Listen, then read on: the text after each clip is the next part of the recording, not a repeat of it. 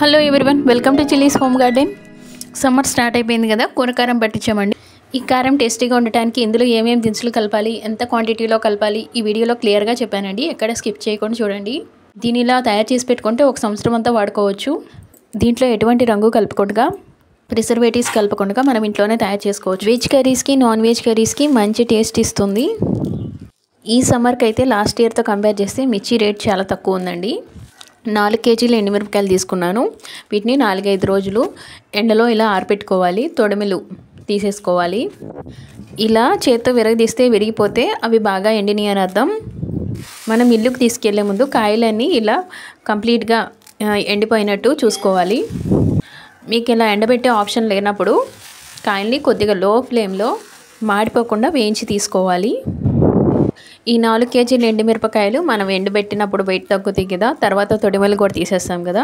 ఫైనల్గా మనకు వెయిట్ ఎంత వచ్చిందంటే 3.25 అంటే 3.5 కేజీలు వచ్చినాయి వెయిట్. ఆ 3.5 కేజీలకి దినుసులు కొలతలు చూడండి. ఈ కారంలో కలిపే దినుసులు వచ్చేసి వెల్లుల్లి, ధనియాలు, జీలకర్ర, మెంతులు, పసుపు, కళ్ళుప్పు, వంట ఆముదం. ఈ దినుసులను వేయించుకోవాలి. వేయించే ముందు వీటిని కొద్దిగా ఎండలో పెట్టాలి. సుమారు 3 కేజీల మిరపకాయలకి మనకి 1/2 కేజీ ధనియాలు, 1/2 కేజీ జీలకర్ర, 1/2 కేజీ పసుపు, 1/2 కేజీ కళ్ళుప్పు, 1/2 కేజీ వెల్లుల్లి సరిపోతాయండి. ఇంకా మెంతులు ఎక్కువ వేసుకోకూడదు కాబట్టి 100 గ్రాములు వేసుకుందాము. ఇంకా వంట ఆముదం 200 ml. ధనియాలని మనం లో ఫ్లేమ్లో పెట్టి కలర్ మారిపోకుండా నిదానంగా వేయించుకోవాలి.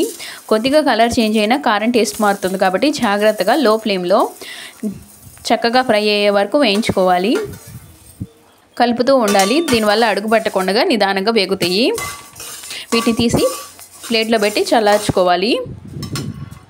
ఈ దినుసులు కలపడం వల్ల మనకి డైజెషన్కి మంచిది, అలాగే టేస్ట్ కూడా కారం బాగుంటుంది. ఈ కారం నాన్ వెజ్కి కూడా బాగుంటుంది. నాన్ వెజ్లో వేసే దినుసులు అప్పుడు స్పెషల్గా గ్రైండ్ చేసుకుని వేసుకుంటే టేస్ట్ బాగుంటుంది.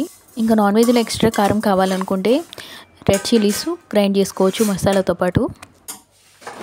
ఇప్పుడు జీలకర్ర కూడా వేయించి పక్కన పెట్టుకుందాము. కొంతమంది కరివేపాకు కూడా వేసుకుంటారండి, కానీ కరివేపాకు నాన్ వెజ్ కర్రీస్కి బాగోదు కదా, అందుకే మేము వేసుకోము. ఇంకా మెంతులు కూడా ఇలా లైట్గా కలర్ చేంజ్ అయ్యే వరకు నిదానంగా లో ఫ్లేమ్లో వేయించుకోవాలి.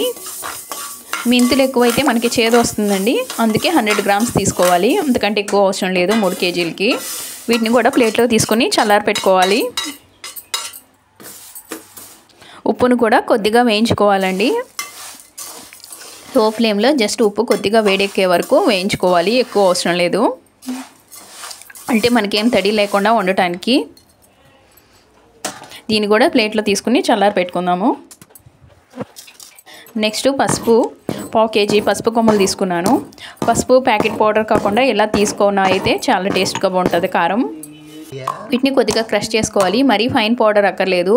కొద్దిగా పలుకులు ఉన్నా కూడా మిల్లులో వేస్తారు కదా, మనకేం ప్రాబ్లం ఉండదు. నెక్స్ట్ వెల్లుల్లి ఇలా పెద్ద పెద్ద తొక్కులు తీసుకోవాలి. మరీ మొత్తం కంప్లీట్గా తీసేయక్కర్లేదు. దీన్ని కూడా కాసేపు ఎండలో పెట్టుకుందాము. వీటిని వేయించక్కర్లేదు. ఇలా పాయలుగా సపరేట్ చేసుకోవాలి. ఈ దినుసులన్నీ చల్లారిపోయాక మనం విడిగా ప్యాక్స్లో పెట్టుకోవాలి. కవర్లో పెట్టుకొని మిల్లుకి తీసుకెళ్ళాలి. అన్నిటిని కలిపి తీసుకెళ్ళకూడదండి, ఎందుకంటే వాళ్ళు ఒక్కో దాన్ని ఒక్కో టైంలో వేస్తారు కదా, వాళ్ళకి కన్వీనియంట్గా ఉంటుంది. అన్నీ కలపకూడదు. 200 ml వంట ఆముదం కూడా ఇందులో వేసాను. ఇంకా ఈ కారాన్ని రోకల్ మిల్లులో పట్టిస్తే టేస్ట్ బాగుంటుందండి. కొన్ని మిల్లుల్లో వెల్లుల్లి వేయరండి. ఇప్పుడు మనం కొద్దిగా మిక్సీలో క్రష్ చేసుకొని కలుపుకోవాలి.